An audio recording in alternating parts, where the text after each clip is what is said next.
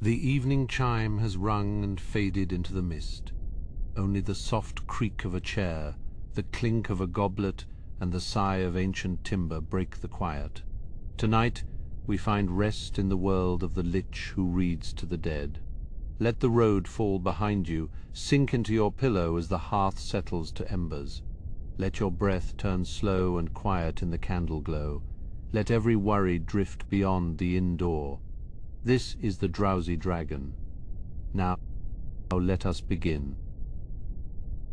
The air here, deep beneath the frost-cracked peaks of the Iron Crown, is still. It does not bite with the sharp cold of the surface, but carries a heavy ancient weight. It smells of dried lavender and the sweet, dusty scent of old parchment. You step across the threshold where the heavy bronze doors have stood open for 1,000 years. Your footsteps make no sound upon the carpet of fine grey dust. The silence of this place is not empty, but full, like a held breath. Along the walls, thousands of small niches are carved into the dark basalt. In each one, a single candle burns with a steady, pale blue flame. These flames do not flicker, for there is no wind to trouble them. As you walk deeper into the mountain, the tunnel widens into a great hall. This is the Hall of the Silent Scribes. To your left and right, statues of monks carved from obsidian stand guard. Their stone hands are folded over stone books, their faces turned upward as if listening to a song only they can hear. Cobwebs, fine as silk, drape between their fingers like delicate veils. High above, the ceiling is lost in shadow, though occasionally a spark of magelight drifts down. It looks like a falling star, descending slowly through the gloom until it vanishes near the floor. You feel the mountain's heart beating here, a slow and rhythmic thrum that vibrates in the soles of your feet. It is a grounding sensation, steady and sure. Ahead, a spiral staircase winds downward into the earth. The steps are worn smooth in the center, polished by the passage of countless invisible feet. You descend, your hand trailing along the cold stone rail. The deeper you go, the warmer the air becomes, heated by the slow, magical pulse of the library's core. At the bottom of the stairs, the great library of the dead reveals itself. It is a cathedral of knowledge, with shelves that rise hundreds of feet into the darkness. Every shelf is packed with tomes, scrolls, and tablets. Some are bound in weathered leather, others in shimmering dragon scale, and some are simply stacks of loose leaves held together by silver twine. Rolling ladders of dark mahogany lean against the stacks, their brass wheels gleaming in the soft light. There is a sense of immense peace here, a sanctuary for every word ever written and every story ever told. You find yourself walking toward a soft violet glow at the center of the chamber. There, a high-backed chair of velvet and bone sits beside a low carved table. A brazier stands nearby, filled with embers that glow like dying stars. From it, a thin ribbon of smoke rises, carrying the scent of sandalwood and winter bloom. This is the hearth of the archive, the only source of warmth in the vast stone silence. You settle onto a stone bench nearby, the surface softened by a thick woven rug. Then he appears. There is no flash of light, no sudden movement. One moment the chair is empty, and the next Aethelgard is there. He is tall and thin, draped in robes of midnight blue that seem to drink the surrounding light. His hands are skeletal, the bone polished to the color of aged ivory, yet he moves with a grace that is entirely fluid. He does not look at you with malice, for there is no hunger in his gaze. His eye sockets hold only two small flickering points of soft amber light, like distant lanterns in a fog. He reaches out a long, slender finger and traces the spine of a book resting on the table. His touch is as light as a falling leaf. Other figures begin to emerge from the shadows between the shelves. They are translucent, shimmering like moonlight on water. These are the listeners, the souls who have stayed behind to hear the stories they missed in life. A knight in phantom armor sits quietly on the floor. A young woman in a simple linen dress leans against a pillar. They do not speak, for their voices were left behind long ago. They only watch, their expressions peaceful and expectant. Æthelgard acknowledges them with a slow, solemn nod of his head. He picks up the book from the table, a heavy volume bound in emerald velvet with silver clasps. The metal clicks softly as he undoes the latch. Æthelgard settles back into his chair, his robes settling around him like dark water. He turns the first page, and the sound of the parchment moving is like a long, soft sigh. He clears his throat, a sound like dry leaves skittering across a courtyard, and begins to read. His voice is a low, melodic hum that seems to resonate within your very chest. He reads of a kingdom that existed before the first mountains were formed. He speaks of gardens where the flowers grew from crystal and the rain tasted like honey. As he speaks, the air around him begins to shimmer. Faint images appear in the smoke from the brazier, illustrating his words in shifting, ghostly colors. You see the crystal flowers blooming and fading in time with his cadence. The listeners lean forward, their spectral forms glowing a little brighter. The story is not one of war or sorrow, but of the quiet beauty of a world at rest. It is a lullaby for the weary, a gentle reminder of the wonders that remain when the noise of the world fades away. You watch the way the amber light in Æthelgard's eyes reflects off the silver ink on the page. He reads slowly, giving each word the space it needs to breathe. There is no hurry in this place. Time has no meaning here, deep beneath the stone. There is only the story, the warmth of the brazier, and the soft, rhythmic sound of his voice. Æthelgard turns another page, his skeletal hand moving with practiced precision. He pauses to adjust the wick of a nearby candle, his movements calm and deliberate. The ghosts around you seem to sigh in unison, a sound like the wind through a pine forest. You feel your own breathing slowing, matching the steady pulse of the mountain. The story shifts now, moving from the crystal gardens to a quiet village by a silver sea. Æthelgard describes the way the waves lap against the shore, a repetitive, soothing sound. He speaks of the fishermen returning home at twilight, their lanterns bobbing like fireflies on the dark water. You can almost hear the gentle splash of the oars. Every detail is rendered with such care that you can see the village in your mind. The thatched roofs, the smell of salt spray, the warmth of the hearth fires in every window. It is a place of safety and rest. Æthelgard's voice grows even softer, a mere whisper that carries the weight of 1,000 years of peace. As the first chapter of the evening begins to draw to a close, Æthelgard looks up from the book for a brief moment. His amber gaze meets yours, and in it you see a profound kindness. He is the guardian of these memories, the one who ensures that no story is ever truly lost. He turns the page once more, moving deeper into the legend of the Silver Sea, is a memory now, a soft echo in the vast, vaulted silence of the hall.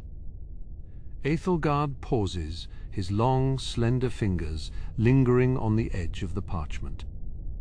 He looks out over the assembly of spirits, their forms like pale smoke, drifting in the amber light of the braziers. The quiet here is heavy, yet comfortable, like a thick wool blanket on a winter night.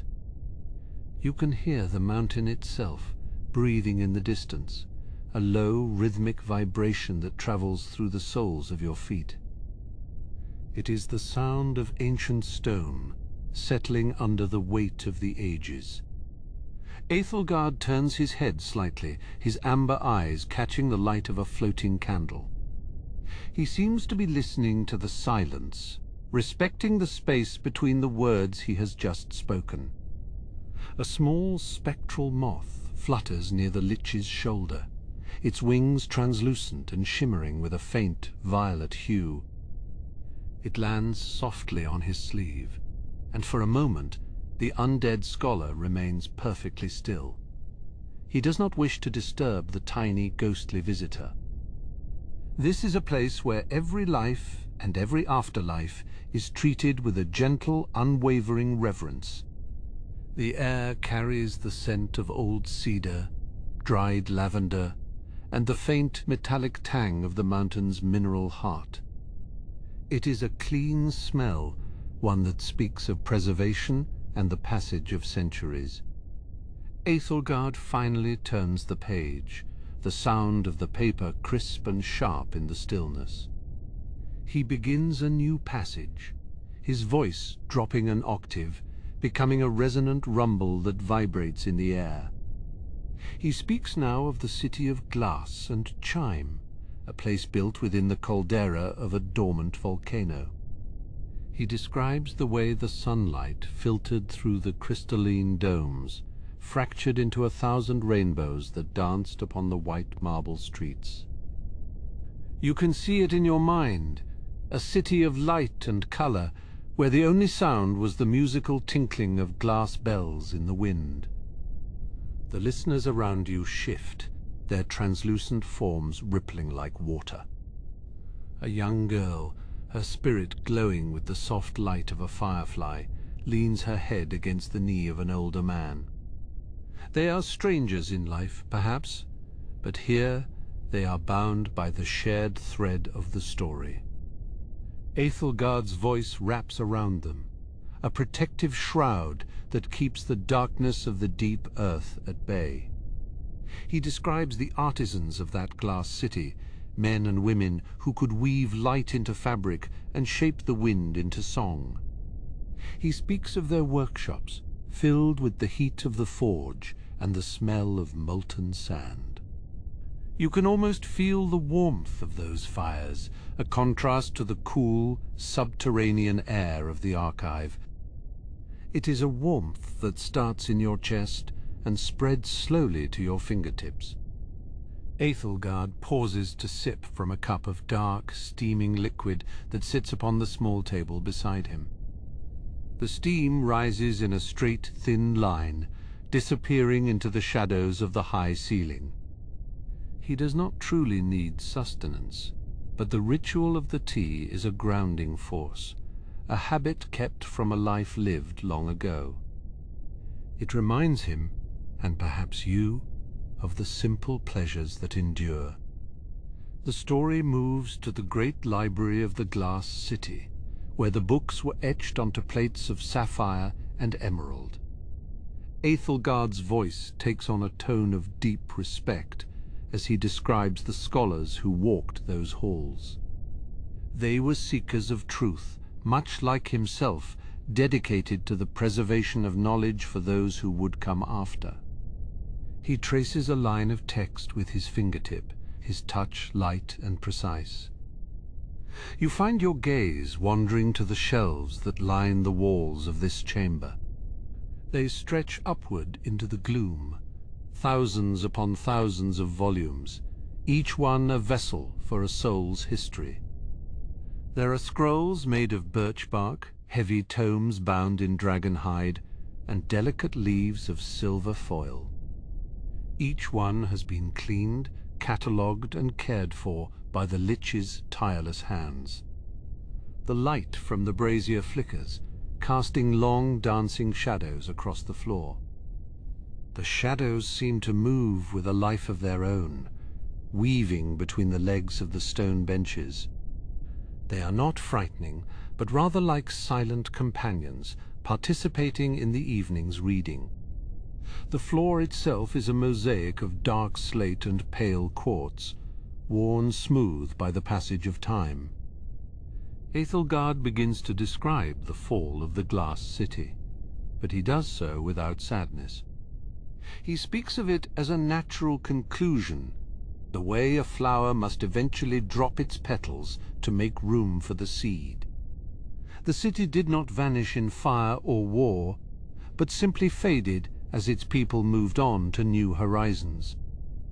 It is a story of transition, a reminder that nothing is ever truly lost, only changed. His voice is like the steady dripping of water in a limestone cave, a sound that is both constant and calming. It lulls the mind into a state of deep relaxation, where the boundaries between the physical world and the world of the story begin to blur. You are no longer just a listener in a crypt. You are a traveler on the marble streets, feeling the sun on your face. The spectral moth takes flight again, circling Æthelgard's head before vanishing into the darkness above. The Lich watches it go, a small smile touching his skeletal features. There is a profound peace in his expression, the peace of someone who has found his purpose and is content to fulfill it for eternity. He is the bridge between what was and what is. He moves on to a poem written by a poet of the glass city, a short lyrical piece about the coming of the stars. The words are simple, yet they carry a weight of emotion that transcends the ages. As he recites the verses, the mage-light in the room dims, replaced by a soft celestial glow that seems to emanate from the ceiling itself. It is as if the stars themselves have come down to listen.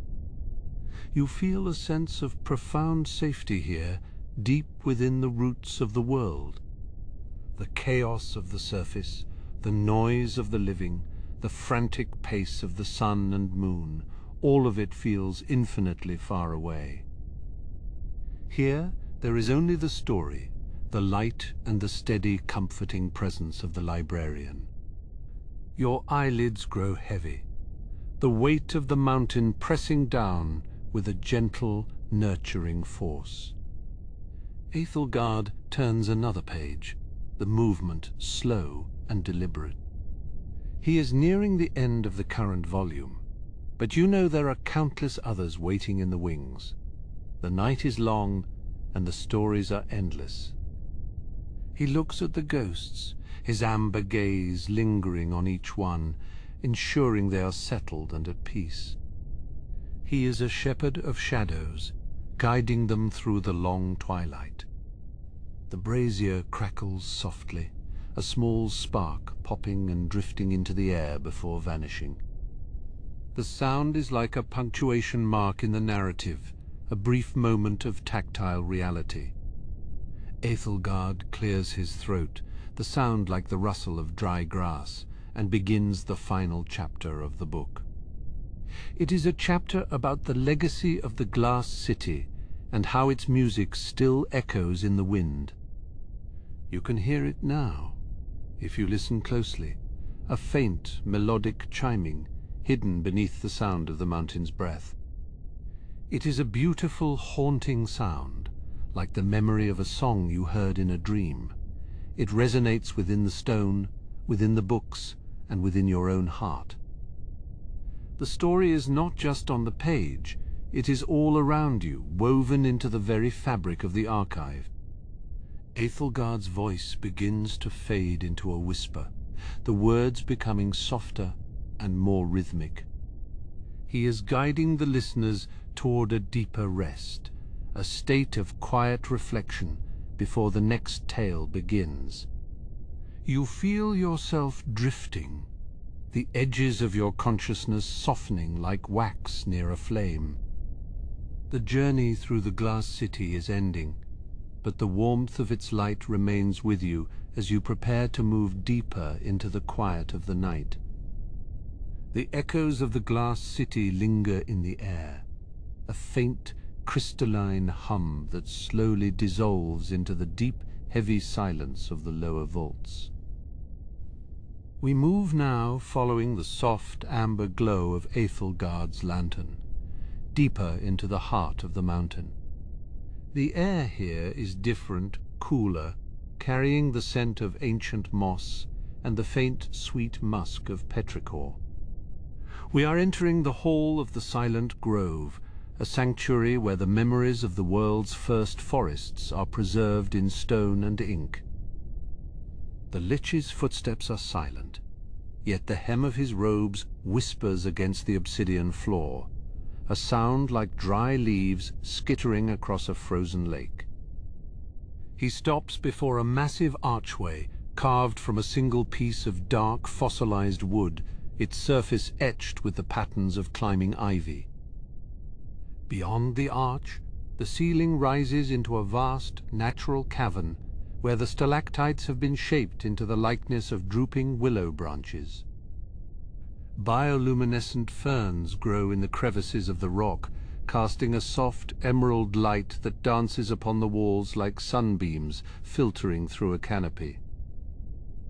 Æthelgard leads us toward a central dais, where a great circular table of white marble sits surrounded by benches of living stone.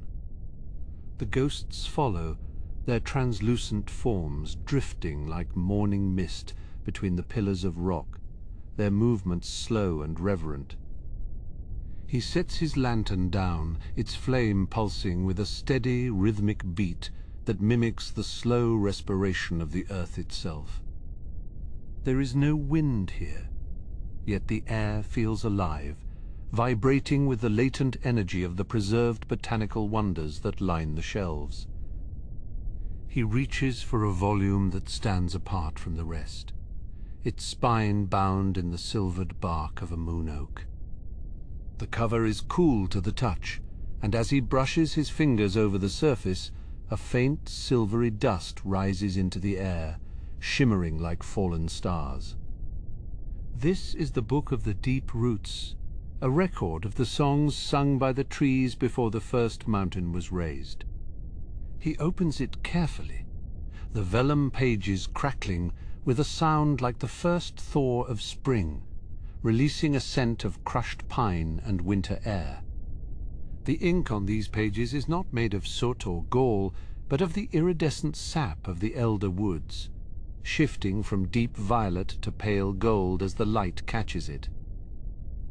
Æthelgard traces the first line of a poem, his skeletal finger moving with a tenderness that belies his ancient weathered form.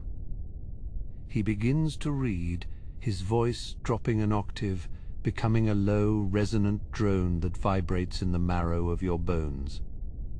He speaks of the time when the world was a single, endless forest, and the roots of the trees reached down to touch the core of the world.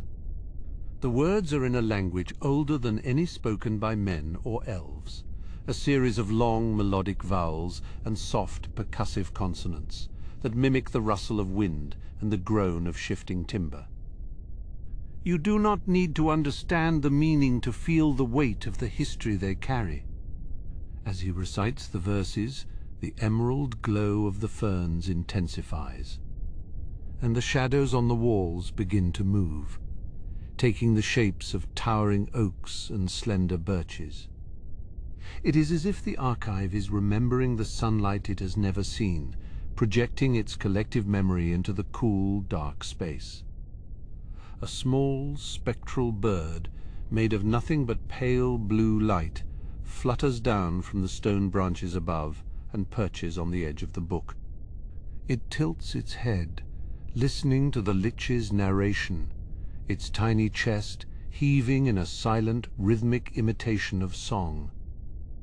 Æthelgard pauses, looking at the small creature with a look of quiet recognition, before continuing the tale. He tells of the great migration of the sylphs, who carried the seeds of the world across the churning seas on the backs of giant winged moths. You can almost see them now, a fleet of silver wings against a bruised twilight sky, the air filled with the scent of 1,000 different blossoms. The room feels warmer, the chill of the deep stone receding behind the vivid sensory tapestry of the Lich's words. One of the ghosts, a tall, slender figure with the crown of a forgotten queen, reaches out to touch a carving of a rose on the table's edge. Her fingers pass through the stone, but for a brief moment the carving seems to glow with a soft pink light, as if her memory had breathed life back into the cold rock. Æthelgard notices this and slows his pace, allowing the silence between his words to grow longer, more contemplative. He understands that for the dead, these stories are more than just entertainment. They are the threads that bind them to the world they once knew. He turns a page, revealing an illustration of an underground lake, its surface covered in glowing lilies that bloom only in the dark. The ink seems to ripple on the page, the tiny painted waves moving in time with the Lich's breathing, creating a hypnotic visual lullaby. The sound of water begins to echo through the hall, a soft, rhythmic dripping from a distant stalactite into a hidden basin. It provides a steady, percussive accompaniment to the narration, a clock that counts the slow, deliberate passage of time in the deep places of the world. You feel your own heart rate slowing, sinking with the steady drip of the water and the low, melodic hum of the Lich's voice. The weight of the mountain above you no longer feels like a burden, but like a thick, protective blanket, shielding you from the frantic energy of the surface. Æthelgard speaks now of the Great Canopy, a legendary forest that was said to touch the very floor of the heavens. He describes the way the moonlight would get caught in the upper branches, pooling like liquid silver in the hollows of the leaves before dripping down to the forest floor. The imagery is so clear that you can almost feel the cool silver liquid on your skin, a refreshing balm that washes away the fatigue of the journey. The light in the room dims further, the emerald glow of the ferns softening into a deep, restful teal. The ghosts have all found their places, sitting or standing in quiet repose, their eyes fixed on the Lich as he nears the end of the chapter. There is no restlessness here, no desire for anything beyond the present moment and the comfort of the story. Æthelgard's voice becomes a mere whisper, a gentle breath of sound that carries the final lines of the poem. He speaks of the rest that comes to the forest in the heart of winter, when the sap slows and the trees dream of the coming spring. He closes the book with a soft, muffled thud, the sound echoing gently through the cavern before being swallowed by the moss-covered walls. The spectral bird takes flight, its blue light fading as it disappears into the shadows of the stone branches above. He sits in silence for a long moment, his amber eyes reflecting the dying embers of his lantern, a peaceful guardian in the heart of the mountain. The air remains sweet with the scent of pine and ancient earth, a lingering reminder of the journey through the silent grove. You feel a sense of profound stillness, a quietude that reaches deep into your soul, preparing you for the next transition. The Lich stands, his movements slow and deliberate, as he prepares to lead us toward the final vaults of the night. The Lich moves with a grace that defies his age, his robes of tattered silk trailing behind him like a slow-moving shadow. We step onto a floor of polished obsidian, so dark and smooth it reflects the flickering violet flames of the lanterns that hang from the vaulted ceiling. Each step makes no sound, the stone absorbing the weight of our presence as if it were a secret shared only between the earth and the sky. We approach a door of heavy iron, its surface etched with the lineages of kings whose names have long since faded from the tongues of the living. Ethelgard reaches out, his skeletal fingers tracing the grooves of the metal, a touch as light as a falling leaf. There is no click of a lock, no groan of hinges, only a silent, welcoming opening into the chamber beyond. Here the air is cooler, carrying the faint metallic scent of deep-veined silver and the musk of ancient stone. Before us lies the Hall of Mirrors. Though the mirrors are not made of glass, but of perfectly still, dark water held in shallow basins of black marble. The ceiling above is lost in shadow, but the water reflects a sky that should not exist beneath the mountain, a tapestry of stars that shimmer with a soft, cold light. You feel a sense of weightlessness as you walk beside the basins, as if you're stepping between the worlds of the grounded and the celestial. Ethelgard pauses by a basin, his amber eyes watching the ripples that form as a single drop of condensation falls from a stalactite high above. The ripples spread slowly, distorting the reflected constellations into swirling patterns of light, before settling back into a perfect, glassy calm. It is a reminder that even the smallest action has a resonance, a vibration that carries through the silence of the ages. We continue deeper into the vault, where the shelves are not made of oak or pine, but of petrified wood that has turned to stone over thousands of years. These shelves hold scrolls of shimmering silver parchment, each one tied with a ribbon of woven moonlight that glows with a faint pulsing rhythm. The Lich selects a scroll with practiced ease, his movements deliberate and reverent, as if he is handling the very breath of the past. He does not open it yet, but carries it toward a central dais, where a spectral orchestra of floating instruments awaits his command. There are harps made of glass and flutes of hollowed bone, all suspended in the air by a magic that feels as old as the mountain itself. As Ethelgard takes his seat in a chair carved from a single piece of luminous moonstone, the instruments begin to play a music that is felt rather than heard.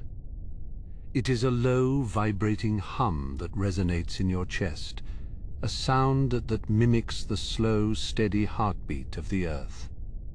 He unrolls the silver parchment, and the characters written upon it begin to lift from the surface, floating in the air like tiny golden insects.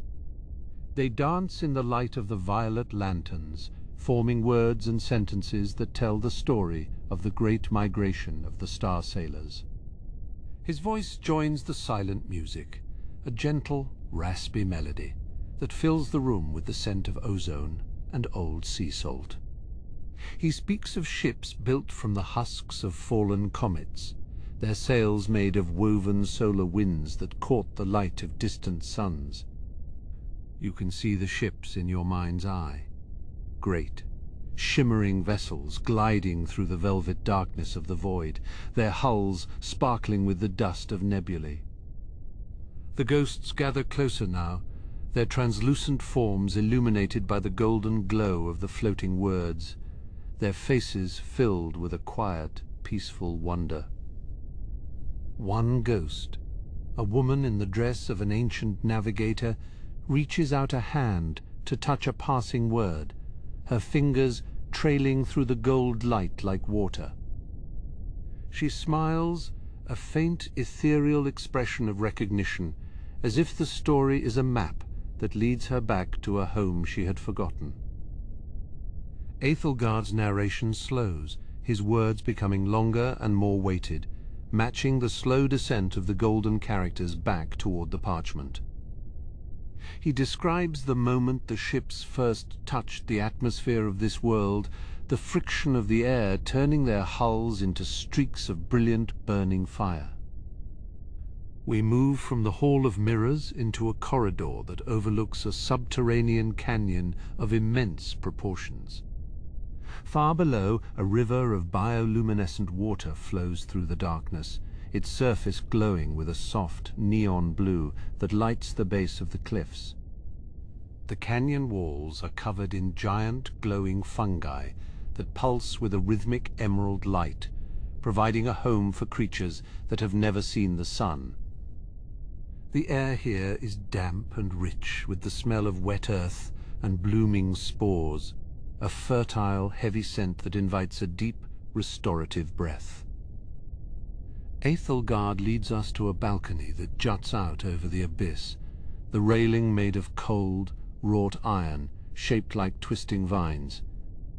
He points toward a distant waterfall that pours from a hole in the canyon wall, the water glowing like liquid starlight as it falls into the depths.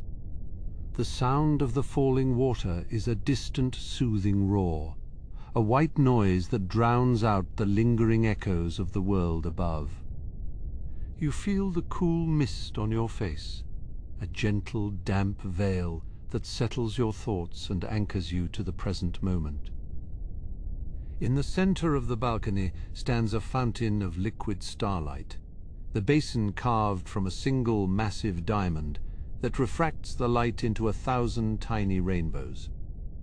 The water does not splash, but flows with the consistency of honey, swirling in the basin in a slow, hypnotic spiral.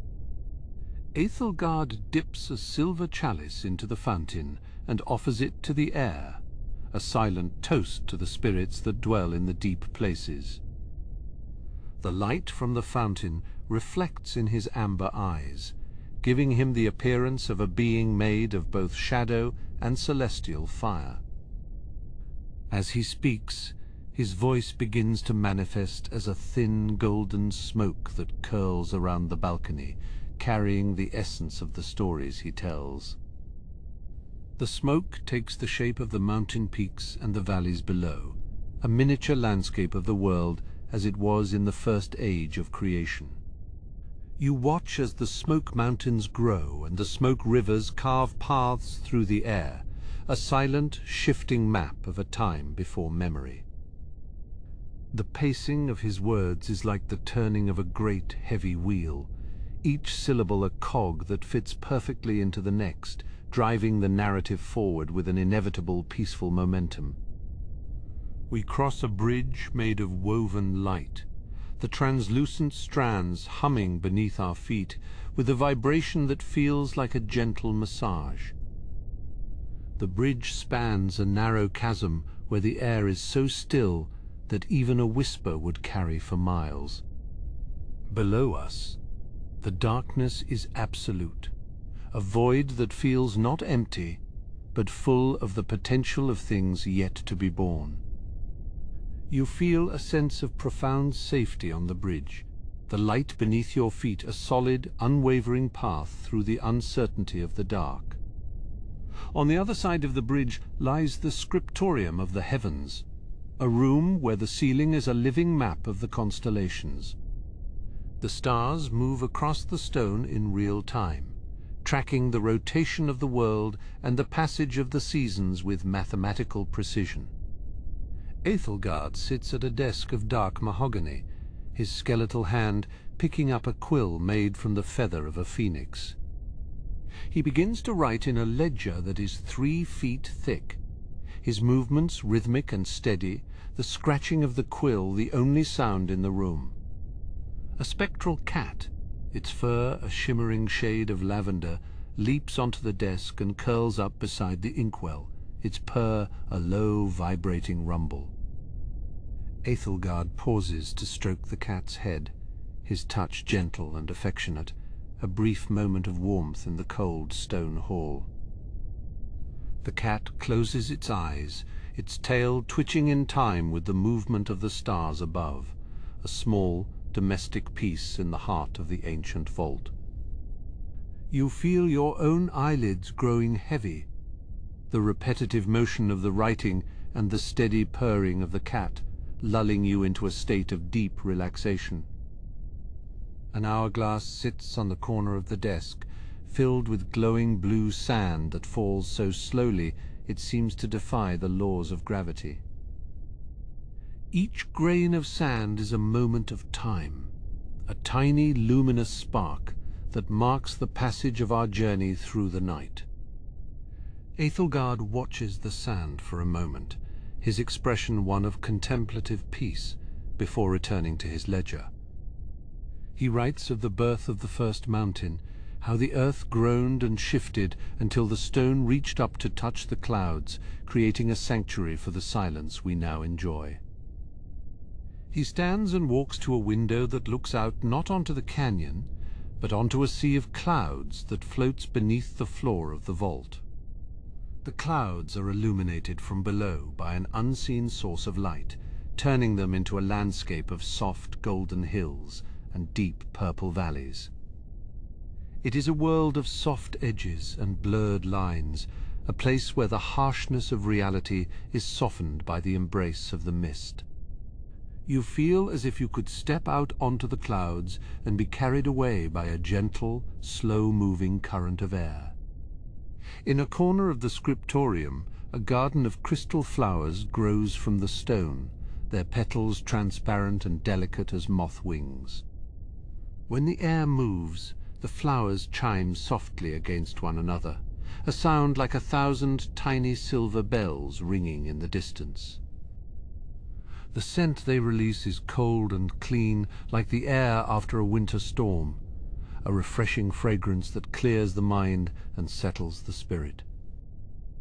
Æthelgard touches a crystal leaf, and a soft blue glow spreads through the garden, lighting the path toward the next chamber. The journey through the vaults of memory is a slow, deliberate descent into the heart of the mountain's peace. Each room we enter is a new layer of stillness, a deeper level of rest that prepares the soul for the final transition into sleep. The Lich is our constant guide, his presence a reassuring anchor in the shifting tides of the spectral world. He speaks now of the rest that comes to the earth at the end of an age, when the fires cool and the stone settles into a long, dreamless slumber. As the last echoes of the Star Sailor's song fade into the darkness, Æthelgard turns his gaze toward the heavy velvet curtains that veil the entrance to the Hall of Whispers.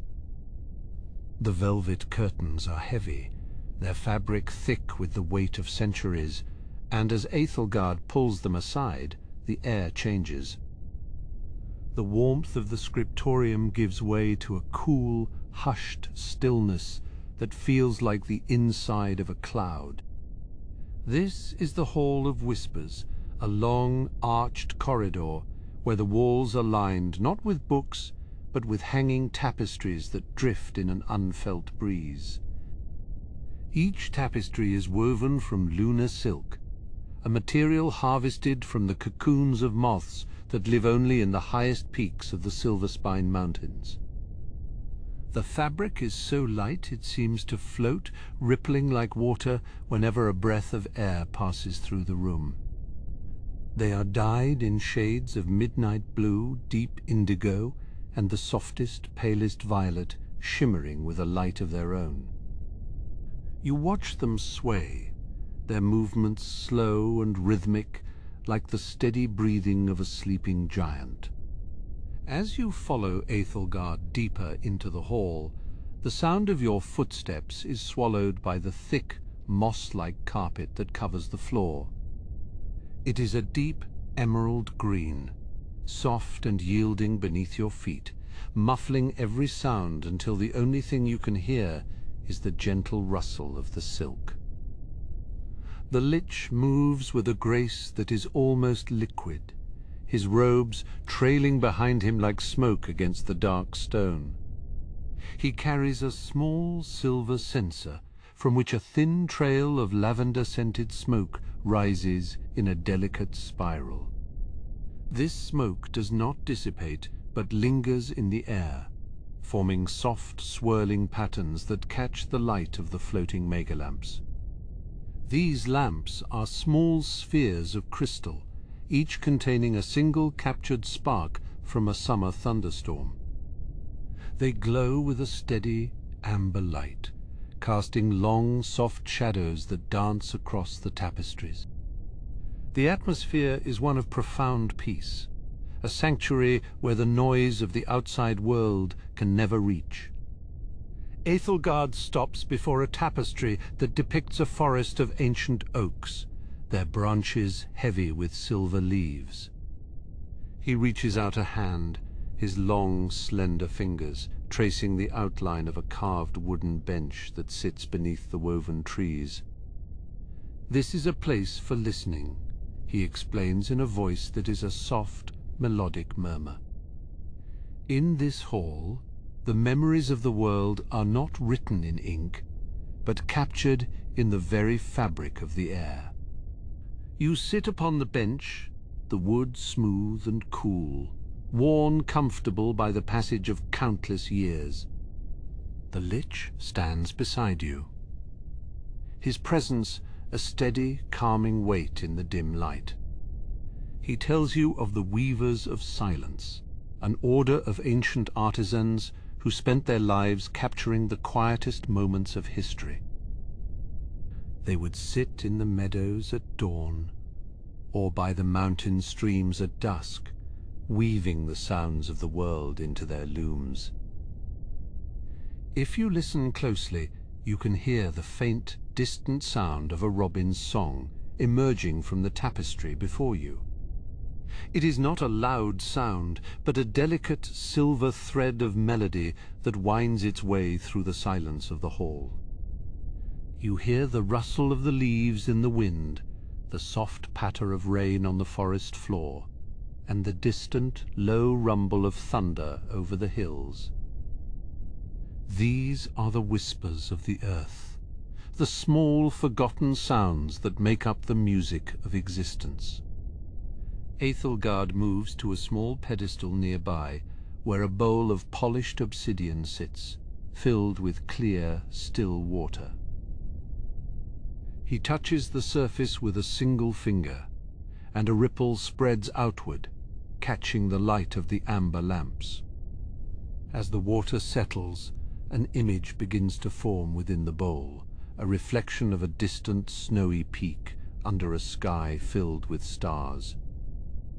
This is the peak of eternal rest, the Lich whispers, where the first snow of winter always falls in perfect silence. You watch the reflection, the tiny white flakes drifting down through the dark water like falling stars.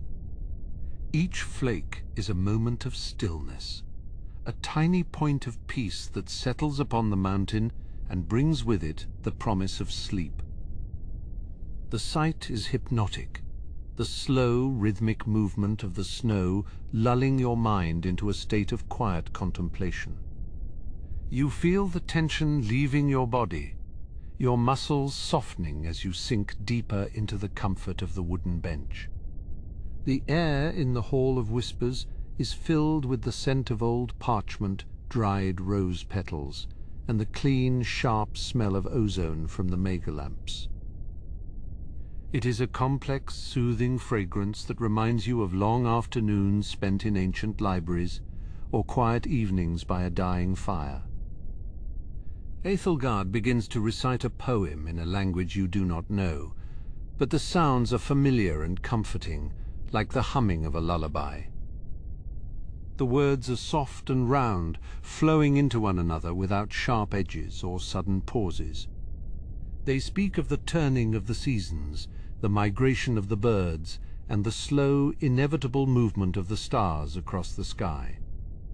You do not need to understand the meaning to feel the intent behind the words, a wish for peace, for rest, and for the safety of the night. The Lich's voice becomes a part of the atmosphere, a gentle vibration that resonates in your chest. To your left, a tapestry shows a coastal scene where the waves of a sapphire sea break gently against a shore of white sand. You can almost feel the spray of the salt water on your skin, the cool breeze that carries the scent of the ocean into the hall.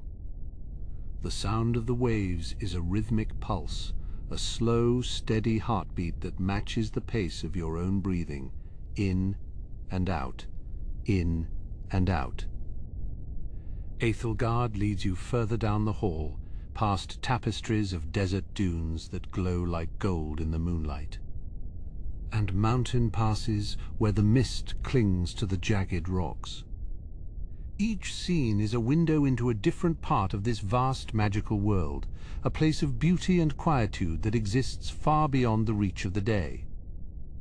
You feel like a traveler in a dream, moving through a landscape of memories and shadows, guided by the light of the amber sparks.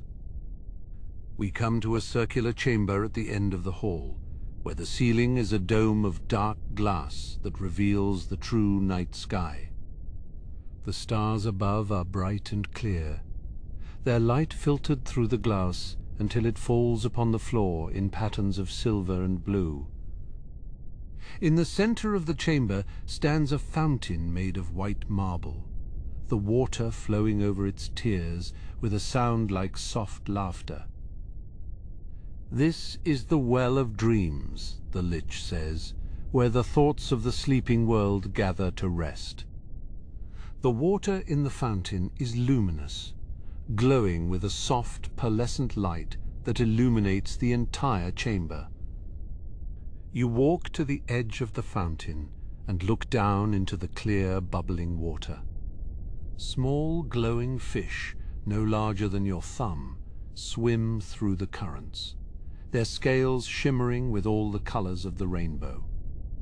They move with a lazy, effortless grace, darting between the marble pillars and disappearing into the depths of the well.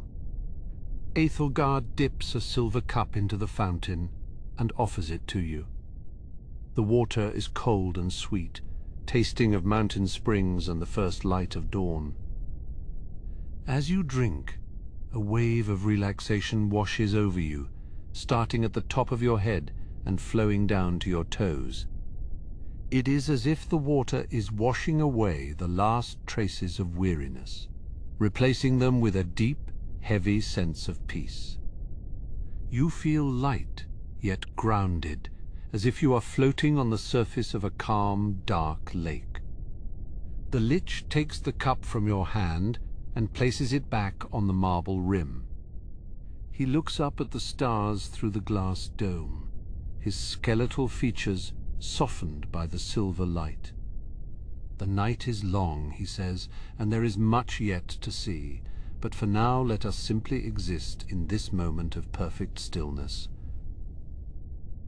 The fountain continues its gentle song, the water splashing softly against the stone, a repetitive, soothing sound that fills the chamber. You notice that the walls of this circular room are carved with delicate reliefs of sleeping animals. Foxes curled in their dens, bears slumbering in caves, and birds tucked beneath their wings.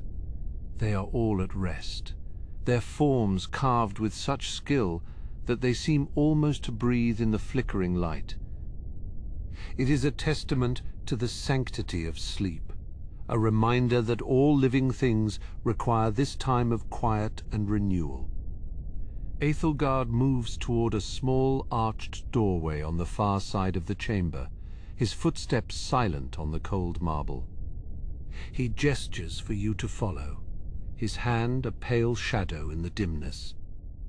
Beyond the doorway lies a path that leads even deeper into the heart of the mountain, toward the sanctuary of the silver flame.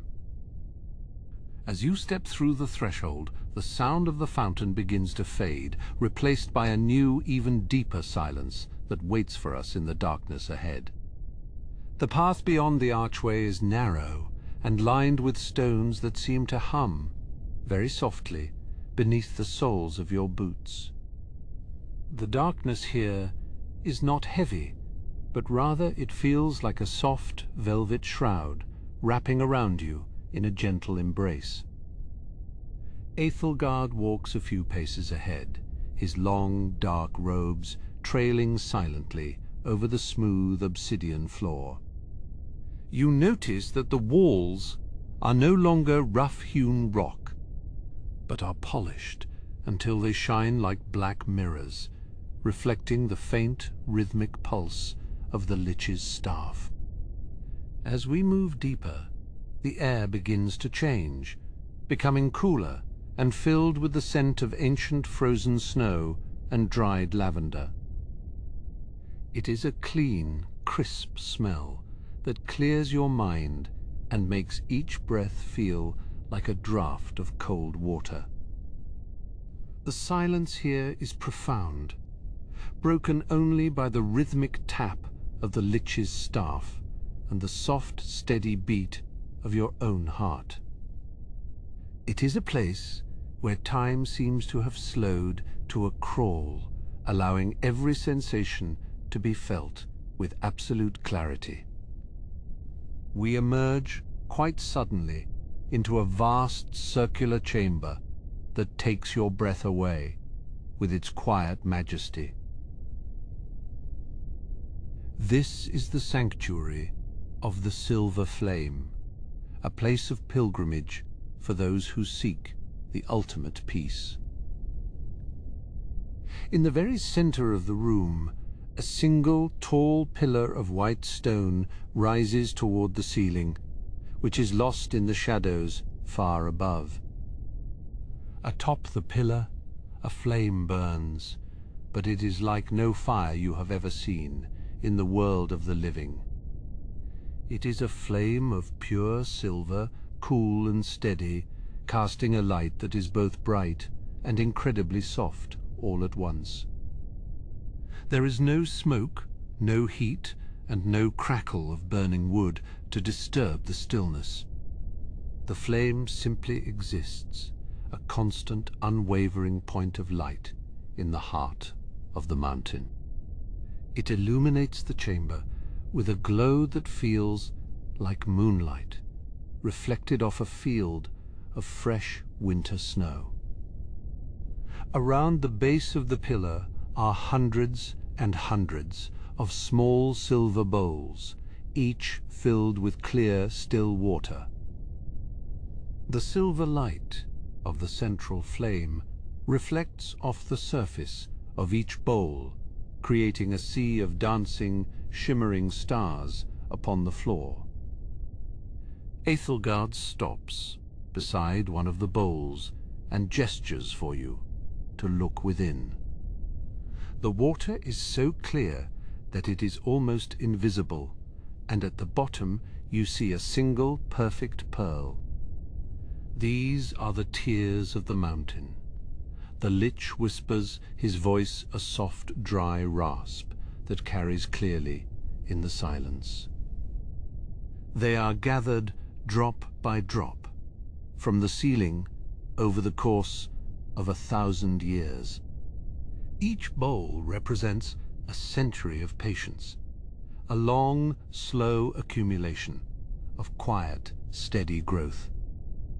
You feel the weight of that time pressing gently against your spirit, a reminder that the greatest things are often built in silence. We move past the pillar toward the outer walls of the sanctuary, which are lined with tall, narrow alcoves.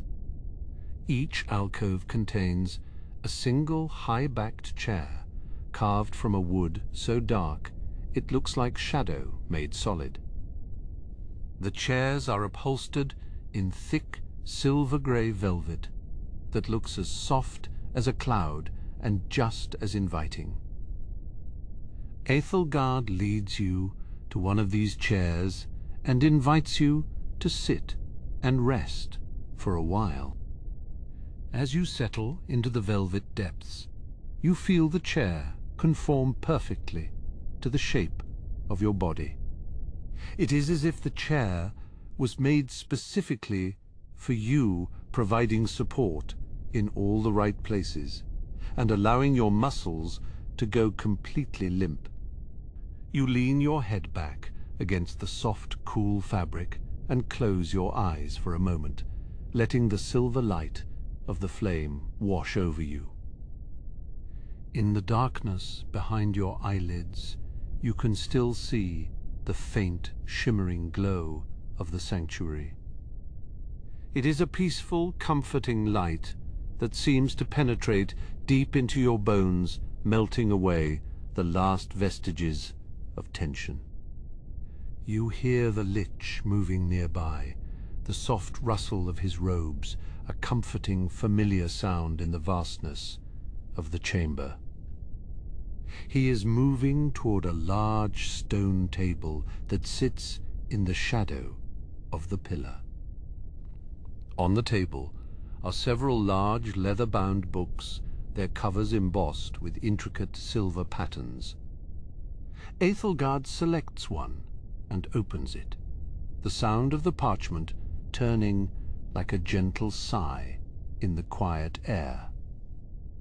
He begins to read, but the words are in a language you do not know, a series of soft, melodic sounds that flow together like a mountain stream. The language is ancient and beautiful, and though you do not understand the meaning, you feel the intent. It is a song of the earth, a story of the deep, slow movements of the world, and the quiet, enduring strength of the stone. The Lich's voice is the perfect instrument for such a tale, its low, steady cadence acting as a tether to the present moment. You find yourself drifting on the current of his words, your thoughts wandering through vast underground halls and secret sunless gardens. It is a journey of the mind, taken while the body remains perfectly still and at peace. As the reading continues, you notice a subtle shift in the atmosphere of the sanctuary. The silver light seems to pulse, very slowly in time, with the Lich's voice a rhythmic, breathing glow that fills the room. Small, glowing motes of dust dance in the air, caught in the light of the flame, like tiny golden insects.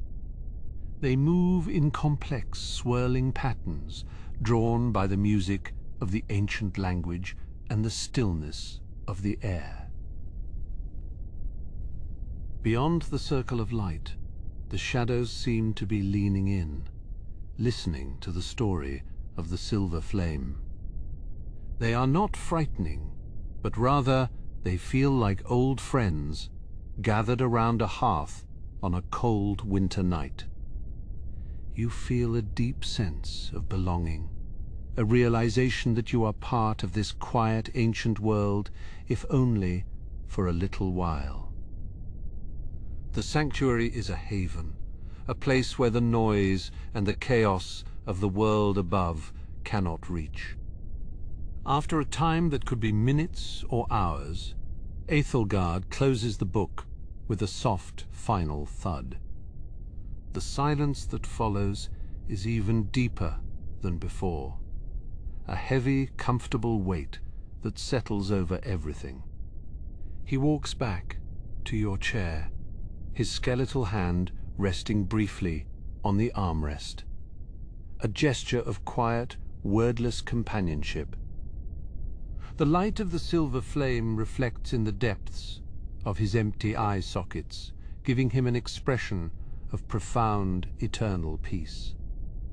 It is time, he says, to move toward the final and most sacred part of our journey.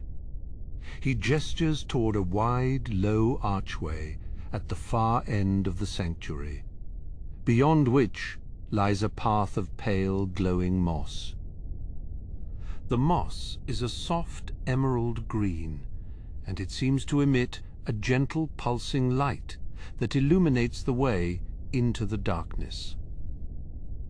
You stand up from the velvet chair, feeling refreshed and light, as if you have slept for 100 years. As we walk toward the archway, you notice that the floor is now covered in a thick, soft carpet of the same green moss. It feels like walking on a cloud, each step cushioned and silent, as we leave the sanctuary behind. The air here is warmer and carries the scent of damp earth and growing things, a sharp contrast to the cool, sterile air of the silver flame. It is the scent of life persisting in the darkness, a quiet, stubborn growth that knows no season. We follow the mossy path as it winds deeper into the heart of the mountain, the light of the sanctuary fading behind us. The walls here are covered in ferns and long trailing vines, their leaves shimmering with a faint bioluminescent glow. It is a subterranean garden, a hidden world of soft light and gentle growth, tucked away from the eyes of the sun. You feel a sense of wonder at the resilience and the beauty of the world hidden beneath the stone. Small, translucent snails crawl slowly across the moss, their shells glowing with a soft amber light. They leave behind trails of shimmering silver that mark their progress through the green and the dark. Everything here moves at a deliberate, measured pace, a testament to the slow, steady rhythm of the mountain itself. You find yourself matching your stride to that rhythm, your breath coming in slow, deep cycles that mirror the pulse of the moss. Ahead of us, the path opens out into a wide, low cavern, the ceiling draped with long, glowing stalactites. They look like frozen crystalline tears hanging from the roof of the world, their tips dripping with a slow, rhythmic beat. Each drop falls into a small, clear pool on the floor, creating a series of soft, musical chimes that echo through the space. It is a natural symphony, a song of water and stone that has been playing for eons without audience. Æthelgard pauses at the edge of the cavern, his staff held high to catch the light of the crystals. He looks back at you, a faint, knowing smile touching his features as he sees the peace reflected in your eyes. "We are almost there," he whispers, "to the place where the dreams of the dead are finally and truly at rest." You follow him into the cavern of chimes, the soft musical sounds guiding us toward the threshold of the final chamber. The echoes of the falling water wrap around us, like a heavy velvet cloak. Each chime is a note in a song that has no end and no beginning. We walk with soft steps across the emerald moss, our shadows dancing against the damp stone walls. The air is thick with the scent of ancient minerals and the sweet, lingering perfume of the cave flowers.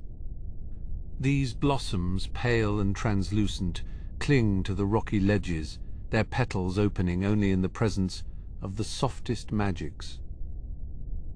They drink from the mist and the music of the chimes. Æthelgard leads us toward a series of natural terraces carved into the side of the cavern. Each level is filled with shallow pools of crystal clear water that catch the light from the stalactites above. The water is so still it looks like glass, reflecting the glowing ceiling in perfect shimmering detail. He pauses beside a pool that glows with a soft sapphire hue. Inside the water you can see hundreds of small, smooth stones, each one etched with a single glowing rune. These are not just stones, he explains, his voice a low melodic hum. They are anchors for the memories that drift through the mountain.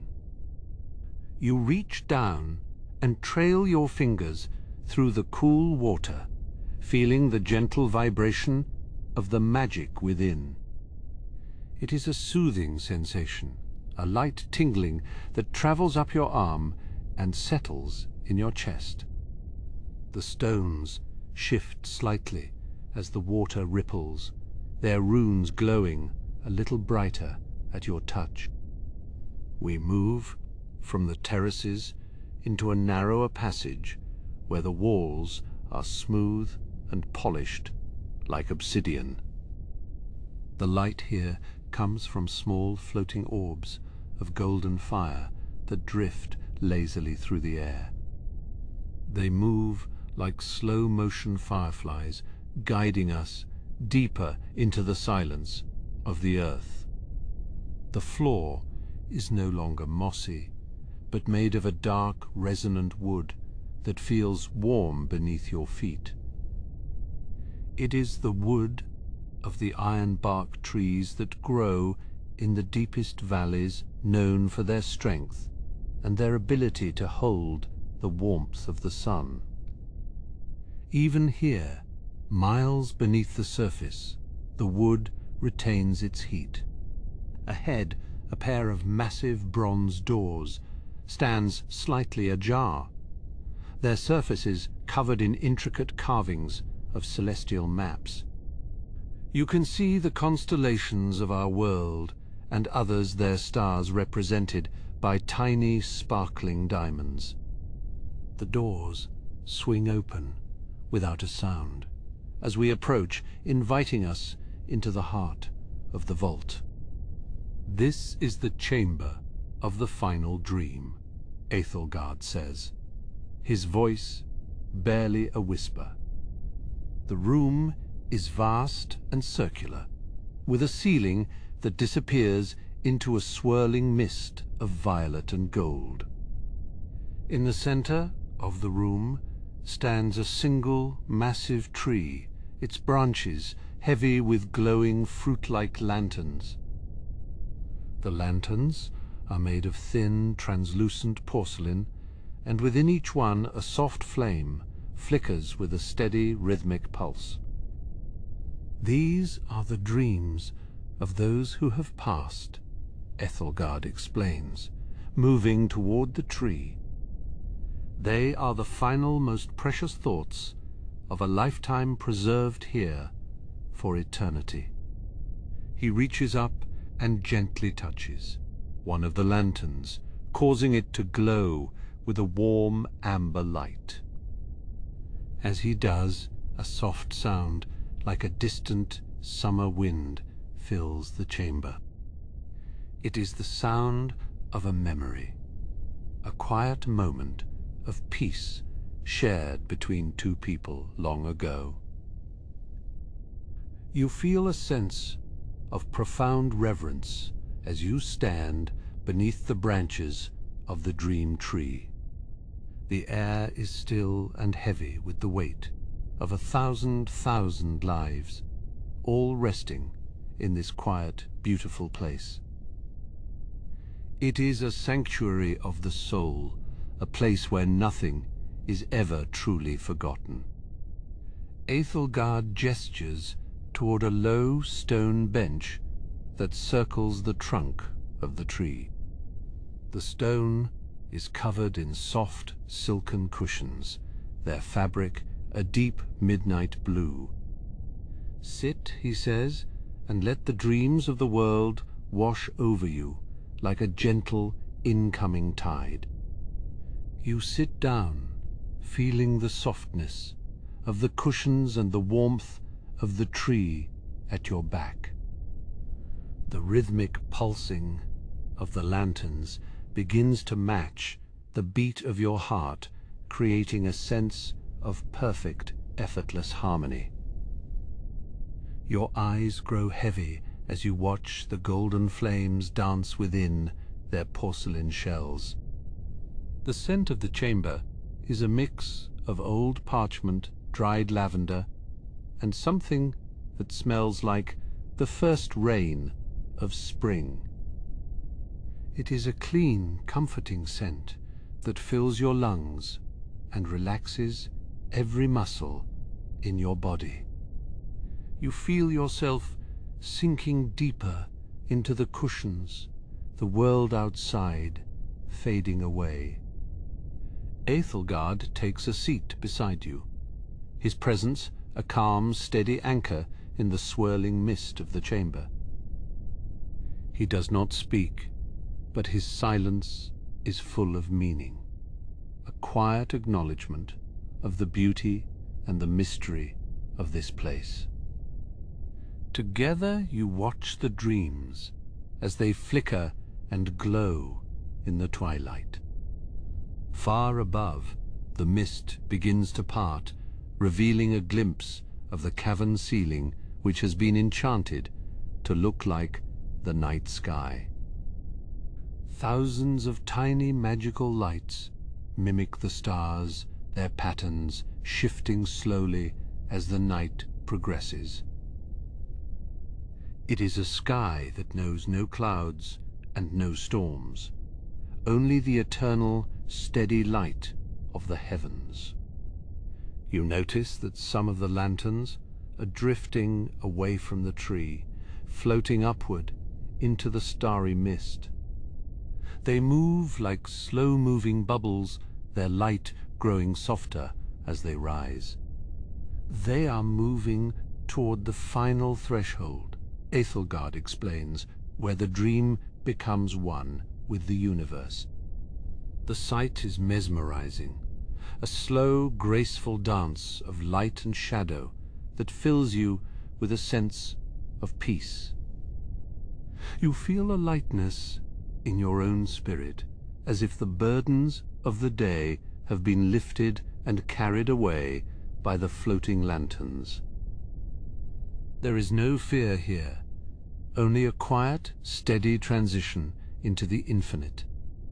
As the last of the floating lanterns disappears into the mist, a soft silver light begins to emanate from the very center of the tree.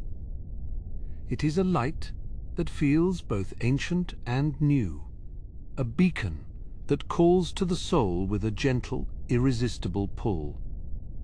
"We must follow that light," Æthelgard whispers, "for it leads to the very edge of the world." The silver light, as we approach, does not burn or dazzle. It is as soft as the glow of a firefly held within a cupped hand.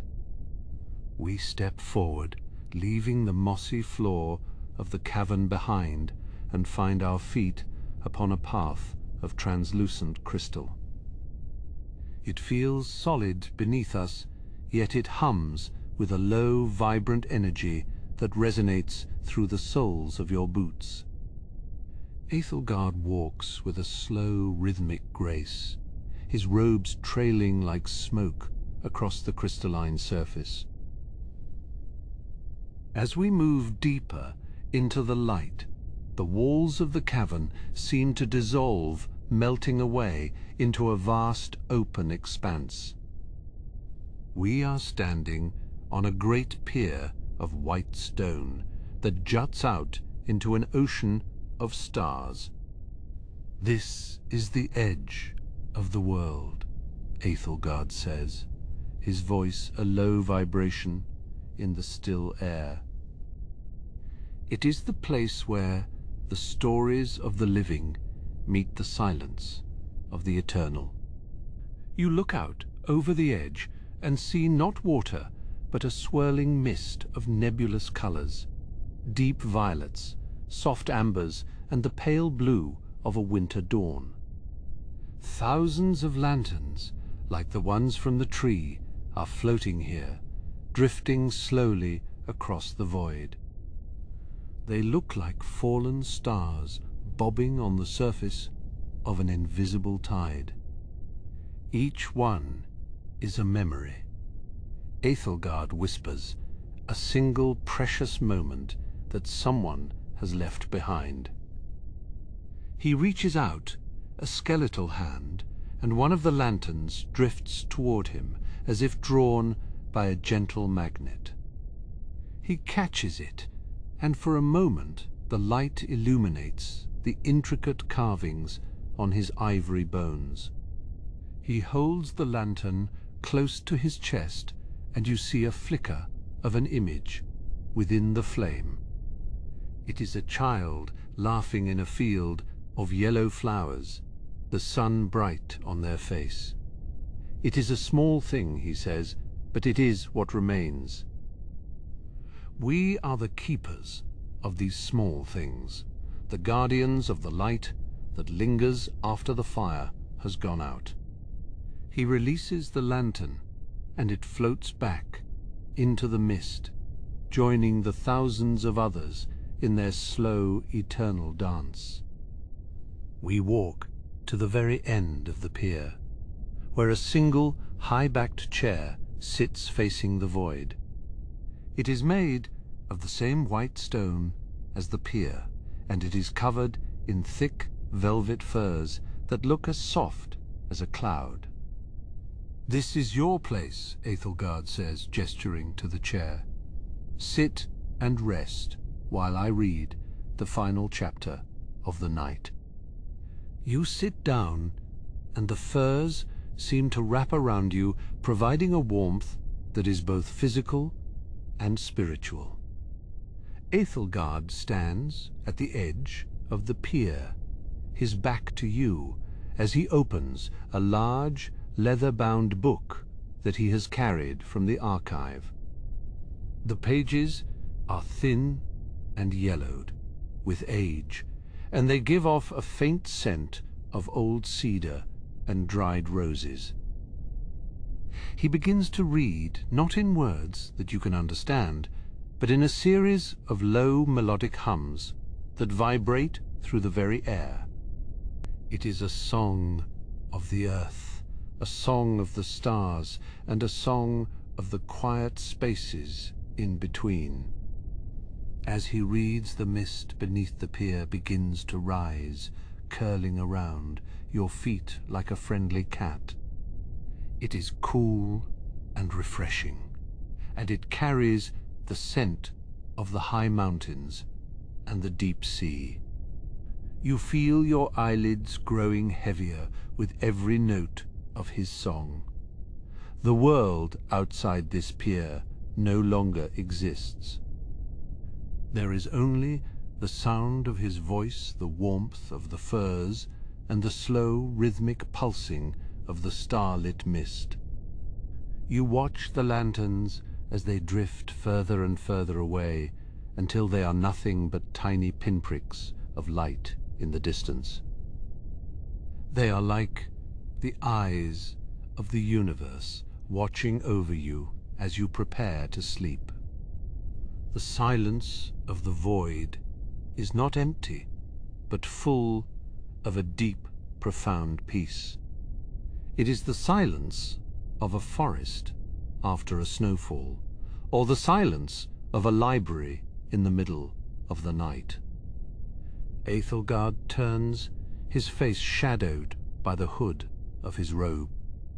The story is almost finished, he says, and his voice is like a soft breeze rustling through the leaves of a tree. The dead are resting, and the world is at peace. It is time for you to join them in the quiet of the dream. He closes the book, and the sound is like a gentle heartbeat, echoing through the vastness of the space. He walks over to where you sit and places a hand on your shoulder. His touch is surprisingly light, and it fills you with a sense of safety and belonging. "You are never truly alone," he whispers, "for you are part of the story, and the story never ends." He reaches out and blows out a small candle that has been burning on a low table beside your chair.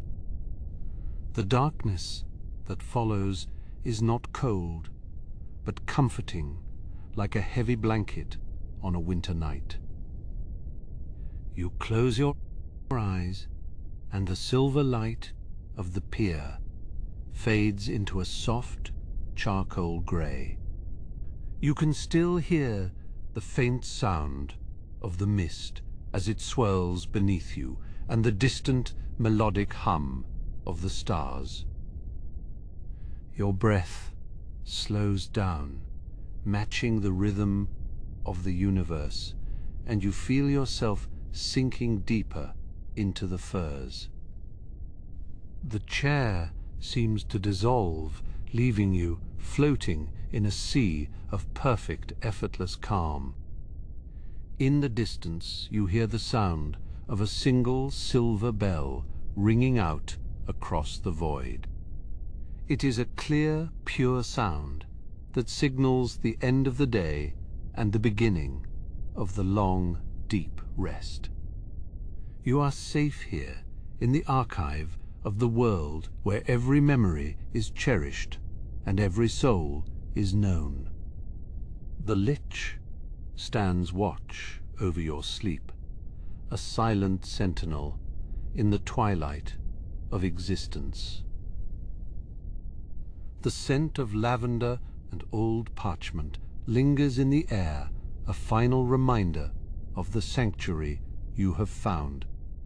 You feel a sense of gratitude for the stories you have heard and the beauty you have witnessed. The world is a vast and mysterious place, but here, at the edge of everything, there is only peace. You let go of the last lingering thoughts of the day and surrender to the quiet. The mist rises higher until it covers you completely, a soft, ethereal cocoon that protects you from the cold of the void. You are drifting now, like one of the lanterns, moving slowly toward the heart of the dream. There is no more time and no more space, only the eternal, steady glow of the spirit. You are at rest, and all is well in the kingdom of the silent. Aethelgard's voice fades to a whisper, then to a breath, and finally to nothing at all. The silence is complete, and it is beautiful. You are sleeping now, beneath the stars of the edge of the world, and your dreams are full of light. The great archive is closed. The books are all shelved, and the lanterns have all found their way home. Sleep now, and let the stars guide you into the morning. You feel the gentle rocking motion of the pier, as if the world itself is a cradle being swayed by a loving hand. The darkness is deep and rich, like the soil of a garden in spring, waiting for the first seeds of light to sprout. But for now there is only the waiting and the rest. You are a part of the great unfolding mystery, a single note in a symphony that has no end. The weight of your body seems to vanish, and you are as light as a breath of wind. You are moving through the silver mist toward a place of perfect, radiant clarity. It is a place you have always known, but have only now rediscovered. It is the home of the soul, the source of all stories and the end of all journeys. You are almost there, and the peace is absolute. As you drift into the final, deepest layer of sleep, you feel a sense of profound and lasting joy. The world is beautiful, and you are a part of it forever. The lanterns continue to glow, the stars continue to shine, and the Lich continues to read to the quiet and the dead. But you are no longer listening, for you have become the story itself, a beautiful and eternal dream. Thank you for resting here a while. Until next time on the Drowsy Dragon, sleep well.